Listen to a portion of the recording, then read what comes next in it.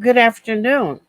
This is Critical Talk with Professor Amina Al-Din, and this evening we're talking with Professor Scott Hibbert, and let me tell you a little bit about him.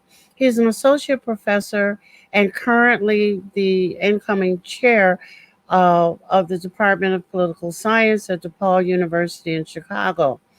Um, gosh, He offers all kinds of courses, and we'll find out some of them as we talk this evening. He taught at the American University in Cairo, at Swarthmore College, and he received his PhD from Johns Hopkins University and holds advanced degrees from the London School of Economics and Political Science and Georgetown University. I didn't know that one. I did. Okay. He's previously worked in the U.S. government, serving as a program officer at the United States Institute of Peace and as a legislative staff member of the U.S. Congress. He is the author of Religion, Politics, and Secular States, Egypt, India, and the United States. And he is also the author of a forthcoming book, which I'll just ask him a little bit about to give us the contours. And he wrote with myself and another professor an introduction to Islam in the 21st century.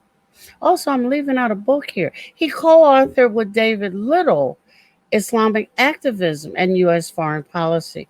So I would like to welcome Professor Hibbert. Thank you. Great to And I so enjoyed working with you. And I kind of uh, jumped into your wheelhouse for a minute because I realized we have so little general knowledge, both about the Constitution and the office of the president. This presidency has spurred a number of questions, I'm sure from students, but also the general public. And my God, why bother to have a Congress when you got a president that's got all the power in the world? And if he doesn't have it, he'll write an executive order to get it. So I thought what we would start with is where? The office of the president. Sure. So there are 2 points I'll just open up with. One is we are in something of a constitutional crisis. Yay, I'm glad to know that. Yeah. Oh, yeah. Oh, the thing is, the second point is that there are clear, the Constitution clearly delineates, the responsibilities of the legislative branch, the responsibilities of the executive branch, and kind of clearly delineates them. So wait a minute. Tell us what they are. Oh, sorry. Okay. So the legislative branch writes laws. The executive branch executes laws or enforces laws. And then the judiciary, at least at the federal level, in some respects, is the neutral arbiter that determines the constitutionality of both the laws as well as the enforcement. And that's basically our, government. People refer to it as the separation of powers, but I think a better way of thinking about it is there's separation of powers, but there's also overlapping jurisdictions. And this is where it becomes kind of contentious because if you look at foreign policy making, for example, Article 1 of the Constitution gives the president or makes him the commander-in-chief of the armed forces, but it reserves in Article 2 the authority to make law or declare war with the legislative branch, or with the Congress. And so the idea is that, the Constitution was set up in such a manner that it would force these different branches to work together in a common vision. Now, part of the reason why we're in a constitutional crisis is that partisanship has overtaken the loyalty to the institutions.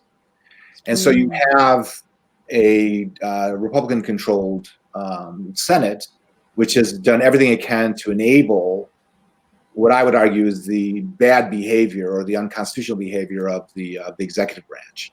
And Donald Trump has been able to get away with many things both violations of law as well as violations of norms and established practice, because he has a Senate that's willing to protect him, and there's not been sufficient strength in the Congress to challenge him. And that's why I say we're actually in a moment of constitutional crisis. It became to the fore in the context of the impeachment trial, which now seems like 100 years ago, but was just a few months ago. Yeah, exactly. And but that highlighted many of these same issues, that the president was acting in a manner that, if not blatantly illegal, was, certainly rising to the outside the bounds of acceptable behavior of any other president.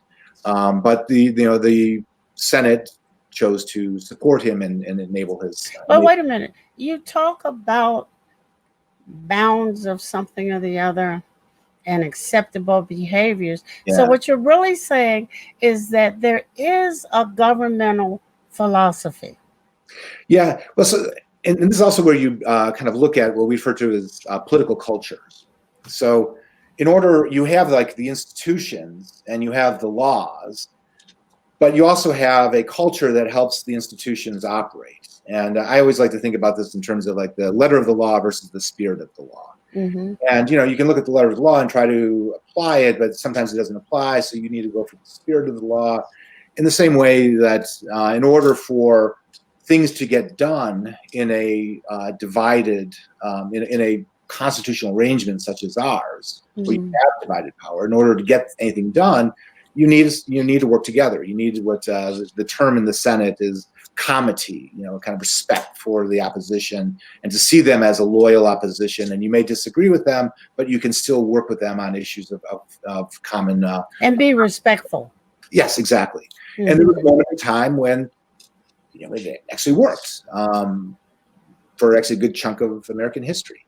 And the great example that people like to use is Lyndon Johnson would sit down for a drink with Everett Dirksen, the Senate Majority Leader, who's Republican from the great state of Illinois, and they would be saying nasty things about each other in the press, saying nasty things about each other on the Senate floor. They'd have a drink at the end of the day and do business. Okay. Everett, I need these judges. Well, Mr. President, I need this. And I think it was kind of reflected in an earlier era when people actually lived in D.C. They knew each other's families. Of course, Johnson came from the Senate, so he had a long-standing relationship with many of the people in the Senate. And because of those long-standing ties, people were able to get stuff done. And this is where we talk about the political culture of the institution, not just the formality of the institution. So, the other thing is, as we talk about your current president, we clearly know, those of us who read a little bit about American presidential history, and I can't say that I'm one of them, I just dibble-dabbing out in and out, that this excess began before Trump with some presidents. Yeah. So could you speak to that? Yeah. So here I'll break it into the policy and the politics. In many respects, the politics of divisive culture war strategies that Donald Trump just emulates to a T, really back to Richard Nixon, and I would argue really took off under George Herbert Walker Bush and later George W. Bush, and kind of fine-tuned under George W. Bush. And basically going back to the Nixon and the 1968 campaign, there was a conscious effort to use divisive wedge issues, race, patriotism, culture war issues, abortion, what have you, to divide working class whites from people of color. And kind of the larger issues, how do you get, the Republican Party has historically represented corporate interests or the interests of the well-to-do. So how do you get working class whites to vote for a party that's looking out for the interests of Wall Street? And the answer is you use wedge issues. You demonize population, Hispanics or blacks or what have you. And there's a terrible quote by Lee Atwater, who was a master of the dark arts, who ran George campaign. And he was very honest. He was like, look, we talk states' rights, we talk order, or with law and order, but people that we're talking to know what we really and that's keeping the poor people in their place. So that part of the game has been going on for a long time. That's the politics side of it. What was interesting is people like Richard Nixon, people like George H.W. Bush, other candidates would run these run on this platform, if you will, or the strategy. But when they got into power, they would gravitate towards the center. So Richard Nixon, for example, hardball politics guy that he was, he also created the Environmental Protection Agency. He acquiesced to a number of the kind of the social or the kind of policy innovations of the era, because that's just where American politics was. And similarly, George H.W. Bush was actually a much more centrist president, and kind of a better president than many people give him credit for. If anything else, he took the tough step and raised taxes to help balance the budget and kind of bring the Reagan deficits back into back down from the stratosphere into the realm of manageability. So they were pragmatic when they got into office. They were much more extreme when they ran when they ran campaigns. What's interesting is that the wheels kind of come off the cart during the George W. Bush era, and between 2000 or probably 2001, 2006, you had a very aggressive administration, very much driven by an anti-government philosophy, promoting many of the policies that actually began with the Reagan era, but we're seeing continue today in terms of the neoliberal economic policies, what have you. But also during the George W. Era, there was this a philosophy that became of prominence, became more prominent, which saw the president as being the unitary executive. That in times of war, the president is not bound by constitutional constraint, and any effort by the Congress to limit his authority is illegitimate. And what's interesting is that idea, which became really kind of was injected into the American political mainstream in the aftermath of 9/11, has found renewed life under the Trump administration. And this is many of the arguments that are being made now by the Department of Justice as to why Donald Trump's tax releases or tax reform should not be released, or why Deutsche Bank shouldn't release its records regarding Trump, all comes back to this idea that the president is, for all practical purposes, above the law, and that's part of the reason why. But wait a minute. How do you get from in times of war, the president, can do whatever, to I don't get to release my tax returns, because those two things shouldn't have anything to do with each other. It's called legal acrobatics. We'll see how the Supreme Court comes down on it. And if you stack it from Supreme Court, then you got a good day. Yeah. Well, and this is again one of the challenges is the Trump administration has been very effective in putting people into the judicial branch, not least of which the latest, I guess it was Gorsuch, I think it was Gorsuch, who took this the slot that Merrick Garland was supposed to have.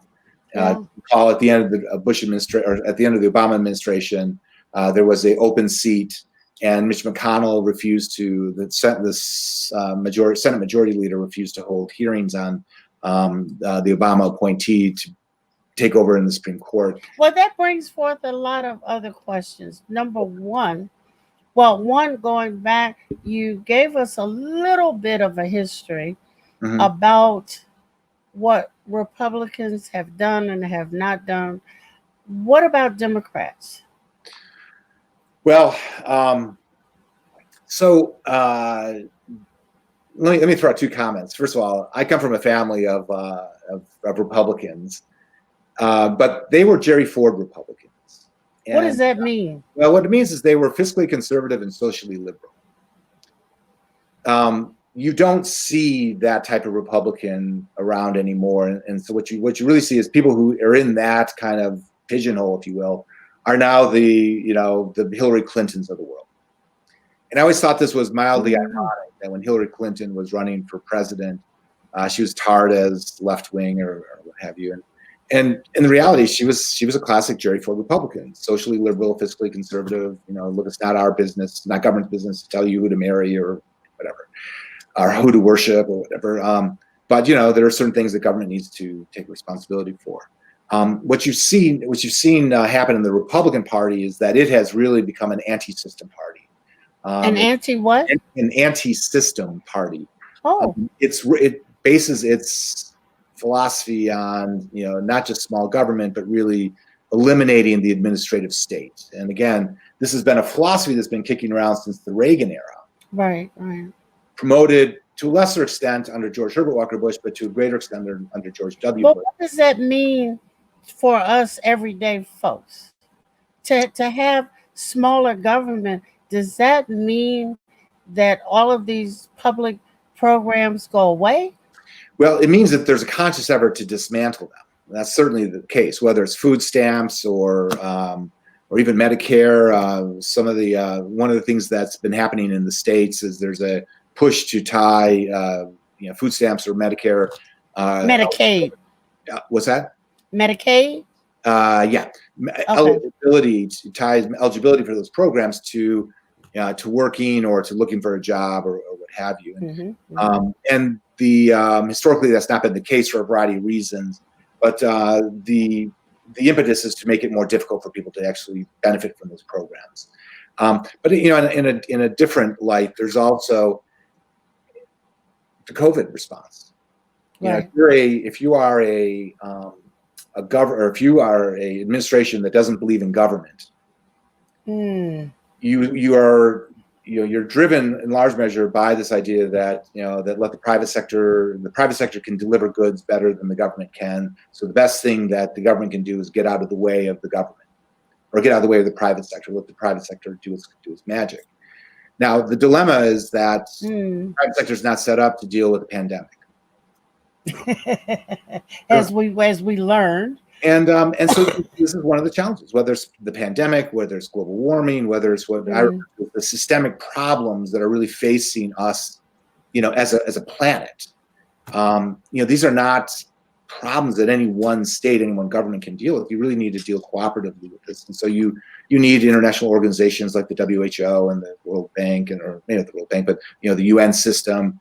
But you also need a strong public health sector, in the state and at the national level. And historically, this has been coordinated by the CDC, or Center for Disease Control, and the HHS, Health and Human Services. If you don't have people running those agencies, if you don't have, if you haven't filled all the positions, the Trump administration had not. If you dismantle, which is a way of dismantling, you just don't fill the position. Right. Yeah. Exactly. Or in the Trump administration's case, they actually dismantled an office within the National Security Council that was set up to deal with pandemics, because it's not like this came out of nowhere. I mean, right. The UN's been writing reports on this for 20 years. They wrote a report on this in fall of 2019, literally just like 6 months ago, saying it's not a matter of if, it's a matter of when, and we're woefully unprepared. The point is that as a government, somebody who worked in government, who studies politics, you need competent government. You need functional government. I mean, it doesn't have to, and maybe the thing of it is, it maybe doesn't need to be as huge as it's gotten, but it definitely doesn't need to be small. Right, and the thing is also, you think about where the money goes. I mean, we have a huge government. 1.5 trillion at the national level, but literally half of that is for defense spending. What are we defending against? Well, you name it. Real and imagine, huh? So but I want to go back before you go on to the Democrats, because I think one of the things people think of Republicans until recently as conservative, but not vile. Yeah. Now they've come to think of Republicans as conservative and vile. Yeah. And Democrats as liberal and nice. So, and I say this as somebody who worked in Democratic politics, that both the Republican Party and the Democratic Party have their factions. Mm-hmm. And the Republican Party has driven a lot of its moderate factions out of the party. The Democratic Party has a hard time managing its factions. And I always think of this quote by, I think it was Roy Rogers. He said, "I'm not a member of an organized party, I'm a Democrat." And that's true. It's a much more inclusive community, and you've got your Bernie Sanders, you have your Joe Bidens, Mm-hmm. you have your Jesse Jacksons, you've got your Kamala Harris, Right. you're just all over the map. And I thought, and actually I thought the people on stage or within the Democratic primary was a really interesting snapshot, of the Democrats. Oh, yeah. I mean, you got Pete Buttigieg from Indiana. You got Elizabeth Warren from Boston. I mean, it was a really, again, and that's to show these different kind of factions, if you will. Mm-hmm. They've been all over the place. They're all over the place, and it's kind of hard to kind of pull them together. And they represent very diverse constituencies, everything from Silicon Valley to the Bronx. Yeah. And again, how do you kind of speak with one voice? And there was a moment in time when there was an enormous amount of cohesion during the Clinton era, and later during the Obama era, at least within the Democratic Party, because there was a strong leader that could really speak to multiple constituencies within the party. And this is where I mean, Bill Clinton, for all his foibles, really is one of the most phenomenal politicians we've had in the century, just because he was enormously intelligent. He had a policy like nobody's business, but he also had this depth of emotion that he could connect with the voters. Now, he also had his own foibles, which we don't need to get into. Yeah. That ultimately brought him down, but it was that kind of leadership that helped solidify the party and balance the budget. Yeah. Oh, yeah. And balanced budget. And if he would have run for a third term, he would have won. And I would argue that Barack Obama was very much the same.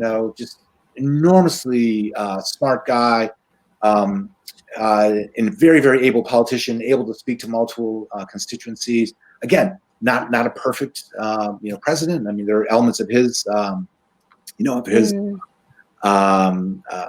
policies that I disagree with or I would have done differently. But also, of course, I'm in the back benches, sitting in my classroom, not having to deal with the very, very difficult trade-offs that face somebody in elected office. But so I think that's the challenge is like how do you get a broad coalition to mobilize around any given group of people or any given leader and get them out to vote. And I think this is the challenge. Whereas the Republican Party is it's a narrower base, but it's a historically more mobilized base, and they turn out because it's so homogenous in many ways. Yeah. I mean, it has some diversity at the fringes. Yeah, at the fringes. Yeah. Yes, it's funny. I don't know if you recall the picture of the photo op in front of the church where they tear gassed the people in Lafayette Square to kind of get. But if you looked at it, it was all white men and one white woman. Yeah. And and that's kind of a reflection of where the White House is. Whereas if you look at assuming Joe Biden gets elected, I can tell you right now, his cabinet is going to be will be a very different picture. It'll be one that's more reflective of. But it's interesting that now, and I'm not quite sure how to understand, or maybe it was just undercover and things are bringing it out, this great divide, and then to understand how did we get to two septuagenarians fighting it out over the presidency. Yeah. I mean, gee whiz, septuagenarians? I know. Where's the new blood? I know. I mean, we're going to be buying Depends and some other things all at the same time. Yeah. So there's a couple of thoughts here. One is, we have to also look at the media, and we live in a very fragmented media environment. Oh, I thought they were all reading from the same script. Well, It's a real challenge. I mean, because again, Yeah. how do you have a functional democracy when you have such a just a multiplicity of information sources? And I say this as again, as somebody whose relatives are very conservative Christians. They're very devout. They're lovely human beings. Mm-hmm. But their view of the world is very different than mine because Right. their experiences are very different, and their media intake is very different.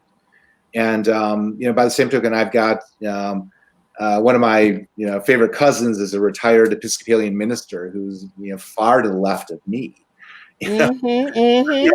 But he's really his life experiences have really brought him to a religious basis of viewing the world, but it's one that really looks at we need to help the poor, and the economic policies of this society are not are really creating a world of have and have-nots, and it's not surprising that we've got racial tensions and ethnic tensions and what have you, because at the underlying that is all these other divisions and and the extreme poverty throughout the society. Well, we have ongoing. I have like 29,000 questions to ask you, but I've also let the listening and viewing audience know that I've asked Professor Hibbert to kind of be on my wing here as we move through various programs, because I need someone who can give us some facts, especially about things in politics and government, and even on issues which we'll try to cover on the Middle East.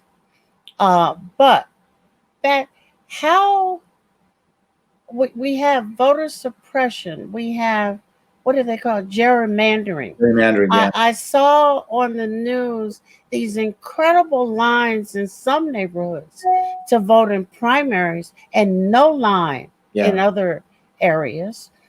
I know that these are efforts to be able to count their efforts stemmed at not allowing people to do mail-in voting. Yeah. What do we do with all Yeah. this stuff? So thank you for turning that question out, because there's one aspect of our conversation is critiquing what's there. Mm-hmm. The next question is, how do you fix it? Mm.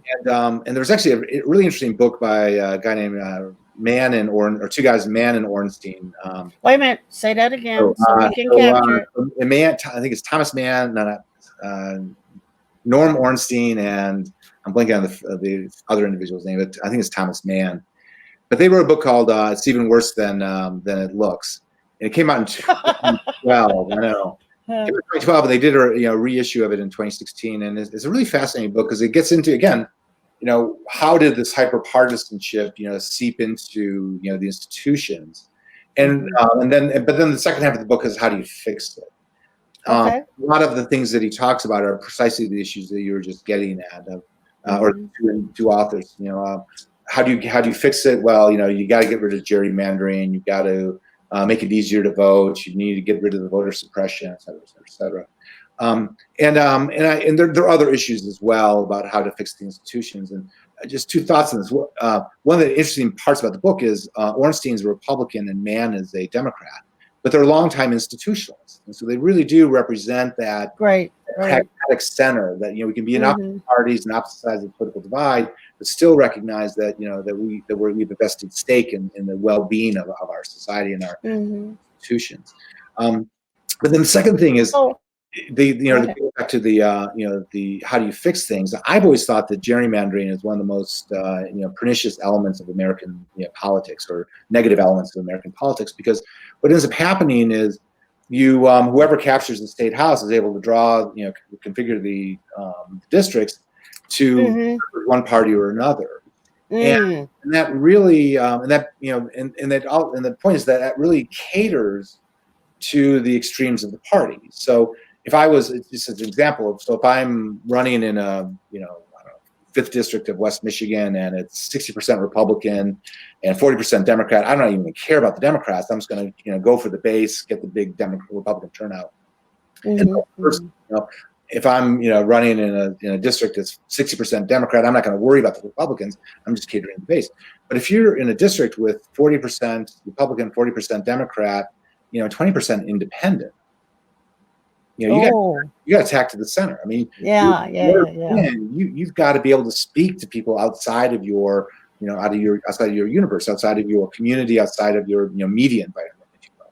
And I think, and that would go a long way. That alone would go a long way towards,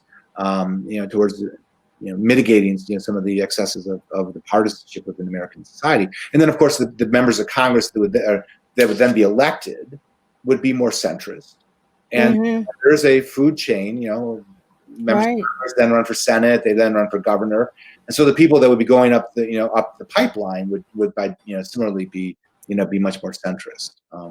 So, and this is an easy fix. It's just, it's how easy. It's politically very hard.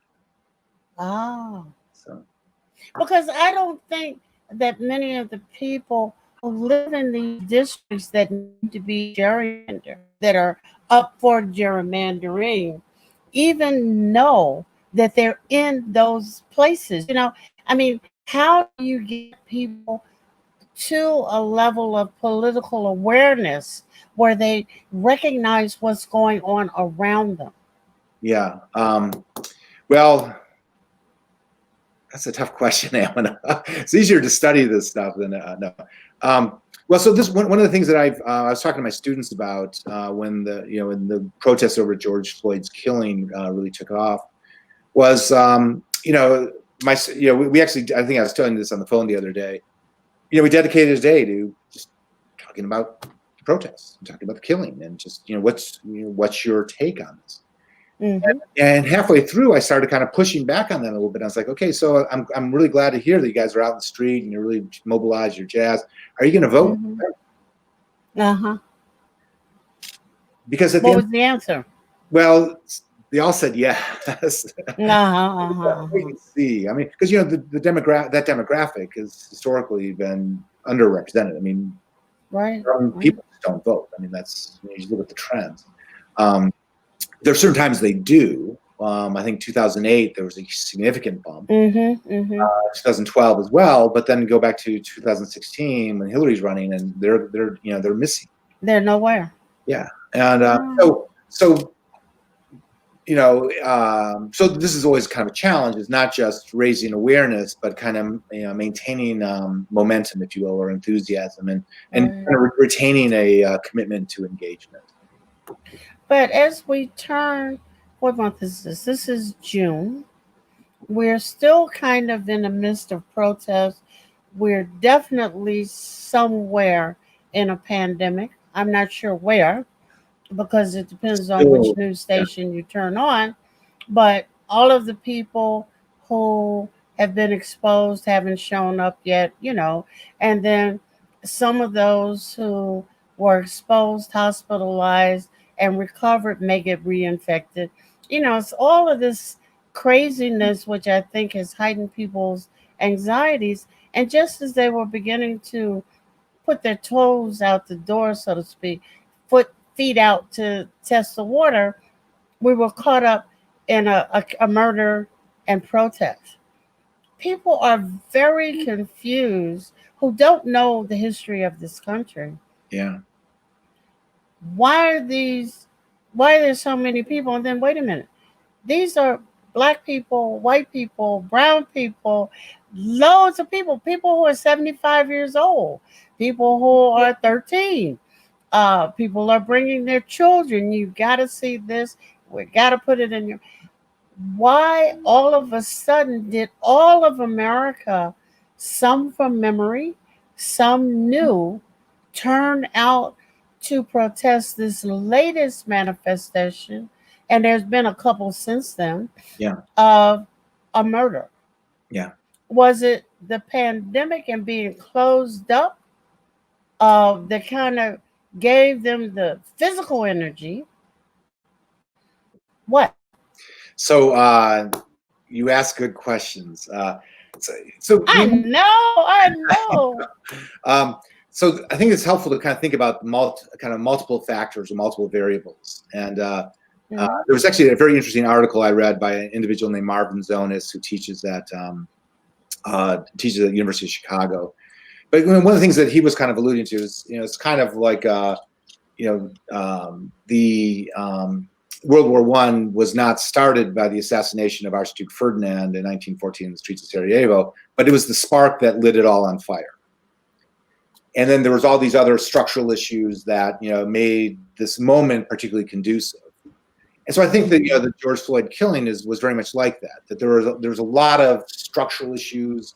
I think people are still hurting from the 2008 financial collapse. I think the pandemic is really, the stock market may be high, but we have ridiculously high. But the stock market doesn't say a darn thing about what's really going on. It's another set of issues, but unemployment is still like 15%. And from what I understand, if you're making like $40,000 or less, unemployment is more like 40% or 35%. Yeah. So within particular segments of American society, there's a lot of economic hurt.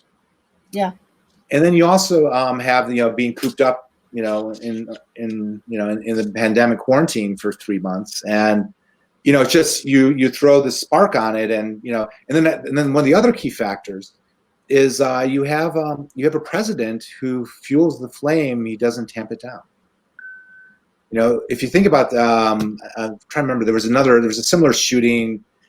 Maybe I think it might have been like, or similar kind. Maybe it might have been the Freddie Gray in Baltimore. Well, it could have been any one of them. Yeah, but President Obama was president, and and he could speak to all sides, in a empathetic manner, and in a manner that's going to kind of tamp down, the anxieties and the hostility. But he wasn't speaking during a pandemic.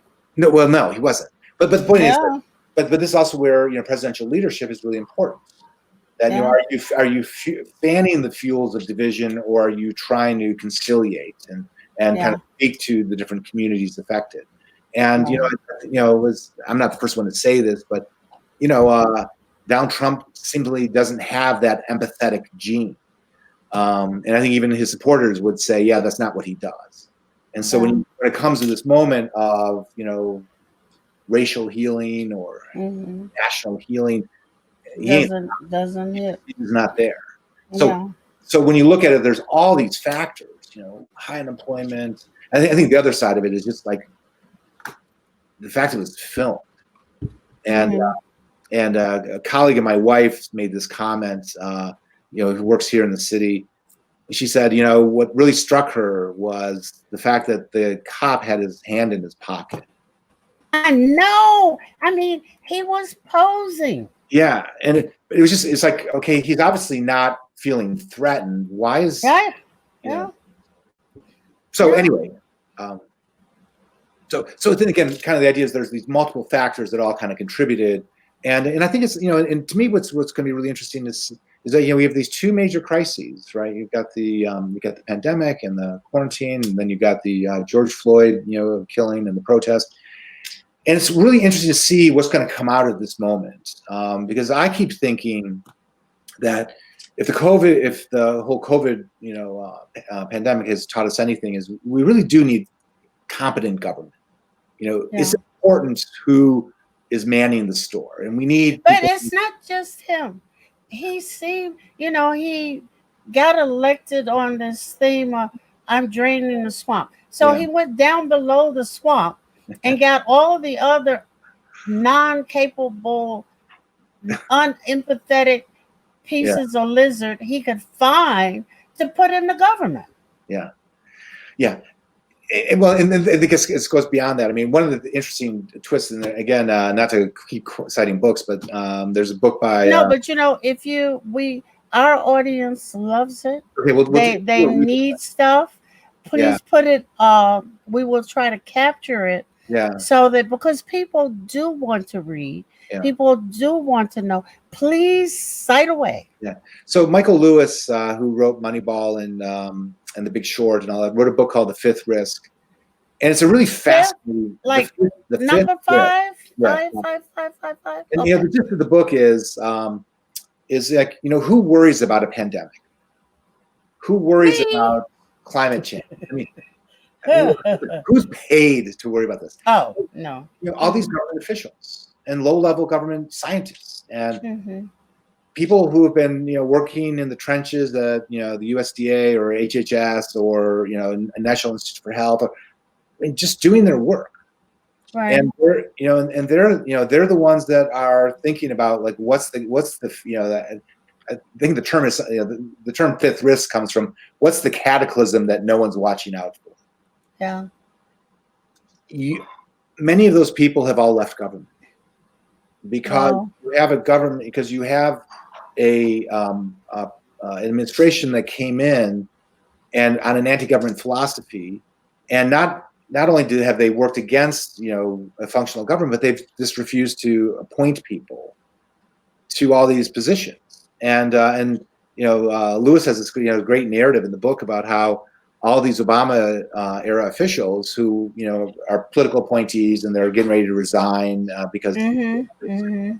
but they're waiting to brief the Trump administration people who are coming in the same manner that they were briefed by the or by the Bush administration, and the Trump appointees never came because Trump never got around to appointing them. Mm-hmm. And the point being then is that you don't actually have people in positions of authority within these many agencies that are enormously important. And again, it's back to this question, like, so what's going to come out of COVID? I think that it's going to highlight that we really do need competent government that can do the things that government is meant to do. But on that point, I hate to do this to you, but I'm gonna do it to you. Okay. It's when you're speaking of government, you're speaking of all levels, right? The people we elect that go off to Congress, and just for clarity's sake, people we elect to go off for Congress, but all the people that man all these other places, they get appointed. Yeah. Okay.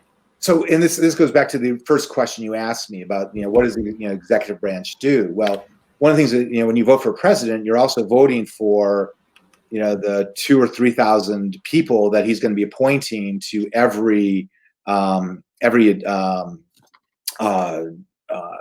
cabinet level position and what have you in all these executive branch agencies. So you're voting not just for him, but you're voting for all those people as well. And if those people don't get appointed, then there's no one running the show. And this is kind of comes back to this idea that what we really need is competent government. Now, the other point I was going to make, Amina, was we also need accountable. We lost you there for a minute. But one of the things that we also need is accountable government. Not only need competent government, we need accountable government. And I think this is really this is in some respects with the touchstone of the Trump administration. They've done everything they can to avoid any kind of accountability, whether it's firing inspector generals, in different agencies. But how do you make them accountable? You vote them out of office. Oh, but how about the people that we, the people, don't get to vote for in the first place, like that fat flub called Barr? Yeah, well, forgive me.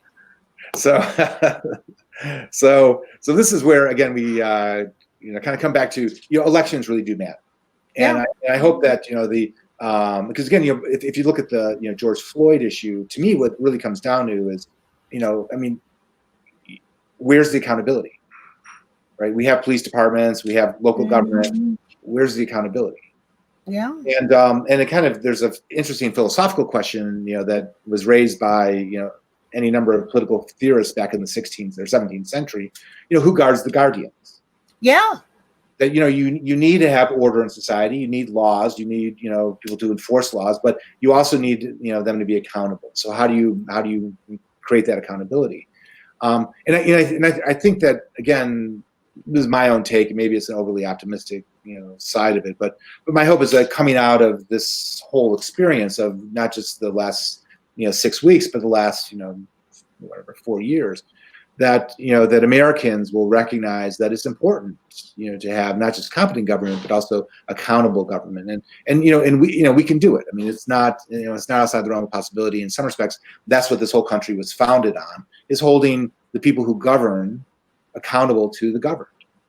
I mean, Yeah, but American you Revolution. and I know that because we're old enough to have had something called civics. You're calling me Well, I'm old? older than you. I actually had civics, Yeah. and we actually had tests in civics. But how do we get back into people understanding? First of all, there are different kinds of democracy. What is the kind that we live in? How do we keep it if that's the one we choose to keep? How is it? How do we keep it? I mean, there's a lot of education when you have such a diverse country. People are fleeing hell and mayhem Yeah. to get here.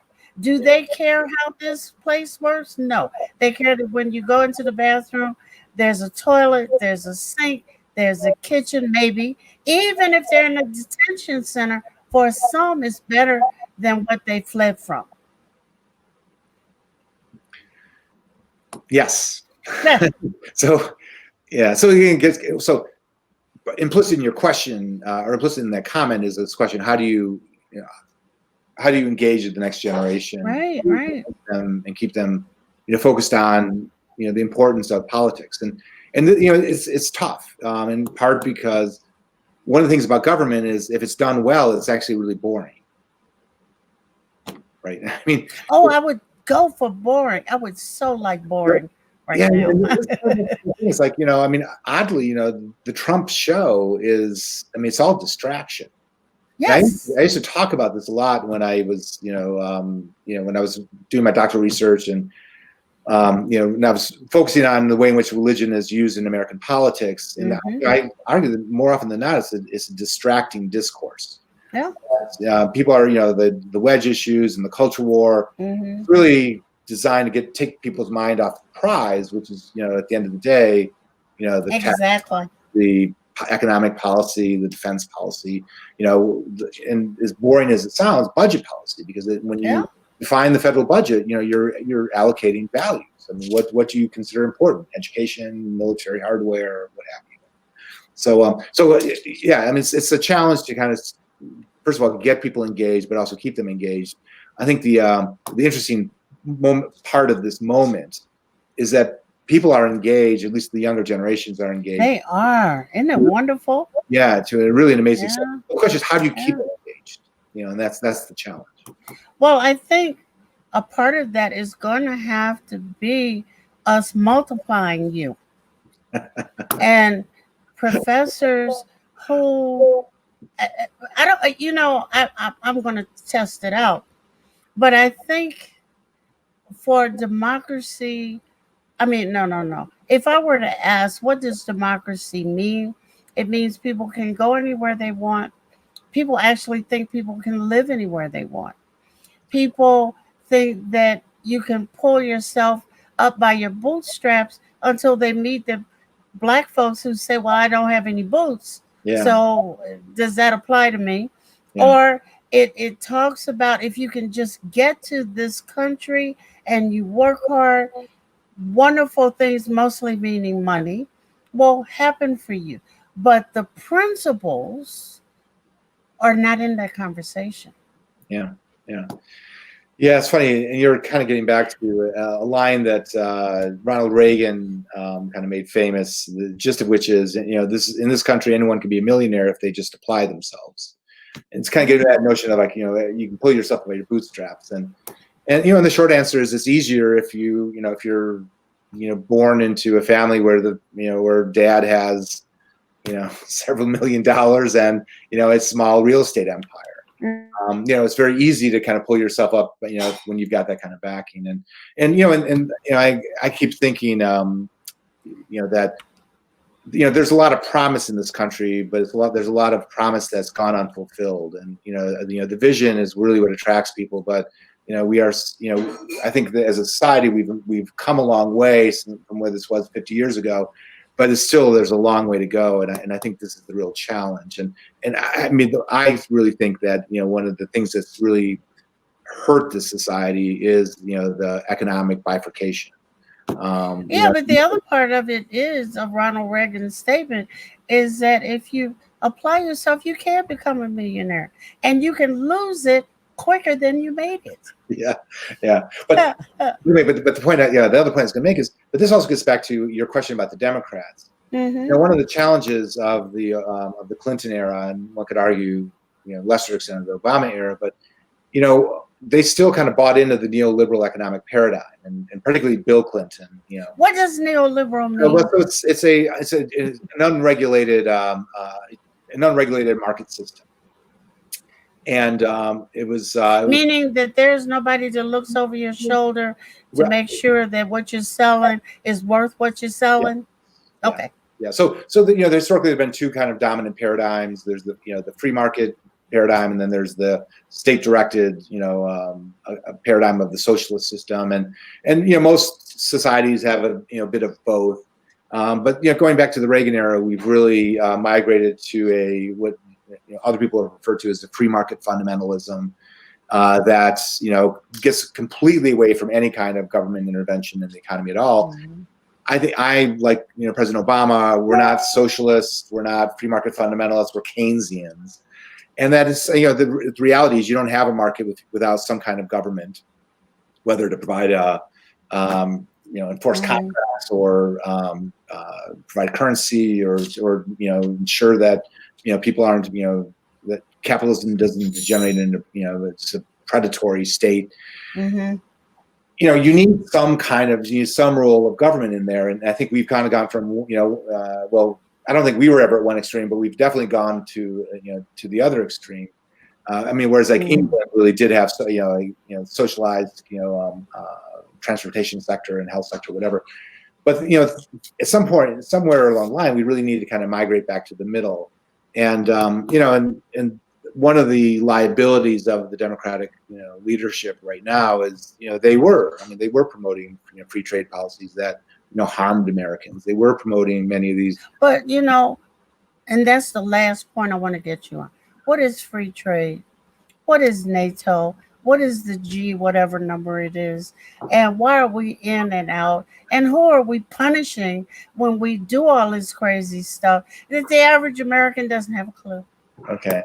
So I think this next show we'll talk about the liberal international order, which we'll get into NATO and the WTO. And yes. But in all seriousness, the whole premise, historically, the whole premise behind a free market economy is that economies are so complex that you need to decentralize decision making, and the most ultimate decentralization of decision making is to the individual. And so you let individuals make their determination about what to produce, what to buy, where capital should go. And theoretically, this is Adam Smith's invisible hand. Yeah. He argues that I don't count on the butcher's goodwill to produce meat for me, or I don't assume that the shoemaker is going to be producing this out of the goodness of his heart. I'm counting on his self-interest to produce something that he thinks is going to make money, serves my interest, and this is the invisible hand. Now, in theory, that's great. But there are times when you have market failure, and that's why you have government intervention to keep market failures from happening, keep predatory actors from destroying the marketplace. And so again, there's got to be a balance. But we've gotten out of balance in part because there's so much money in the political game. Too much money. That we live by we live by the golden rule. He who has the goal makes the rules. Yeah. Instead of do unto others before they do unto you. Yes. Okay. We have about 30 seconds. Okay. What would you like to tell us? Because I will definitely have you back over and over and over again. Stay positive. We're going through crazy times, but I as I keep looking at these crazy times, I see a hope of optimism, and maybe it's just like teaching students and living through the pandemic and the George Floyd protests, while still teaching classes. but my students really, I mean, they really they inspire me. They give me hope. Young people are awesome. In Yeah. every generation, there are some just incredible young people Yeah, who, not all of them have turned in their papers, but well, that's true. But that's because they're thinking. yeah. Okay. This is Critical Talk with Professor Amina Al-Din, whose guest this evening and many more evenings to come is Professor Scott Hibbert of the Political Science Department at DePaul University. Thank you, Scott. Thank you. Take care. Don't go anywhere. Okay.